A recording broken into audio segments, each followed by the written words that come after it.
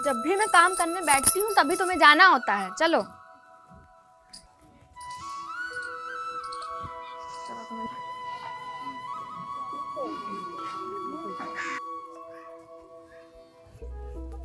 अरे अरे, ये क्या कर रही हो बहन? घर के बाहर ही मुन्नी को शौच पे के लिए बैठा रही हो?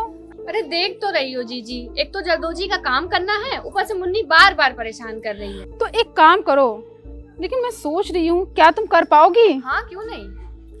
तुम्हारी मुन्नी शौच करके तो आ जाएगी और अपने साथ लाएगी जान का खतरा। खुले में मल रहने से डायरिया, क्षय रोग जैसी भयंकर बीमारी हो सकती है। अब तुम सोच लो कि अगर तुम्हारी मुन्नी बीमार पड़ गई तो तुम काम करोगी या अस्पताल का चक्कर काटोगी? और जो कुछ भी थोड़े बहुत पैसे तुमने बचा रखे हैं ना, वो भी तुम्हारे खर्च होंगे। तो क्या करूं दीदी? मुन्नी के शौच के लिए शौचालय का इस्तेमाल करो, तो इससे तुम्हें मल निस्तारण की जरूरत भी नहीं पड़ेगी। और अगर शौचालय नहीं है तो खुले में मल नहीं छोड़ना चाहिए, उसे किसी गड्ढे से दबा दो, तो है ना शौचालय आसान। थोड़ी सी सावधानी बरतोगी तो मुन्नी जानलेवा बीमारियों से बच सकती है। ऐसा भी है क्या? इतनी सावधानी की जरूरत है दीदी? बिल्कुल ऐसा ही होता है। बच्चे हों या बड़े, दोनों का ही खुले में शौच करना बेहद नुकसानदायक होता है। बच्चों का मल बड़ों के मल जितना ही खतरनाक होता है। भरोसा नहीं तो ये देख लो, 1 ग्राम मानव मल में 1 करोड़ विषाणु, 10 लाख रोगाणु, 1000 परजीवी कोष्ठ और 100 परजीवी के अंडे होते हैं।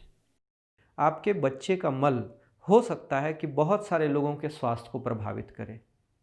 आपके घर में मुर्गियां हो सकता है आपने पाल रखी हो, बत्तख, बकरियां, या आपके पालतू जानवर कुत्ते इत्यादि हो सकते हैं, वो भी इससे संक्रमित हो सकते हैं। और यदि खुले में किया हुआ किसी बालक का शौच है तो वो उसके संक्रामक अणुओं को अपने पास, अपने घर वापस ले आ सकते हैं। इन सब से बचने का सबसे अच्छा तरीका है कि यदि आपका बच्चा शौच करता है तो यदि आपके घर में शौचालय नहीं है तो उसे मिट्टी में खोद कर दबा दें। काफ़ी अच्छे से मिट्टी को खोदें, ये नहीं कि केवल ऊपरी सतह आपने खोदी है, अच्छे से मिट्टी को खोदें और उसमें अच्छी तरह से दबाएं ताकि उसको कोई जीव जंतु फिर से खोद ना सके। दूसरी चीज़, यदि आपके घर शौचालय है तो बहुत अच्छी बात है। और तीसरा, बहुत सारे ऐसी बीमारियां हैं जो इसकी वजह से होती हैं, जो आपके जीवन को पूरी तरह से बदल सकती हैं। जैसे सिस्टिसर्कोसिस का जो लार्वा है वो मल के जरिए आता है आपके खाने में और फिर यहाँ तक कि मस्तिष्क में पहुँच के भी झटके जैसी बीमारियां दे सकता है। प्रोटोजोआ का इन्फेक्शन हो सकता है, अमीबा के इन्फेक्शन हो सकते हैं, H1N1, इन्फ्लुएंजा और ना जाने कितनी कितनी बीमारियां।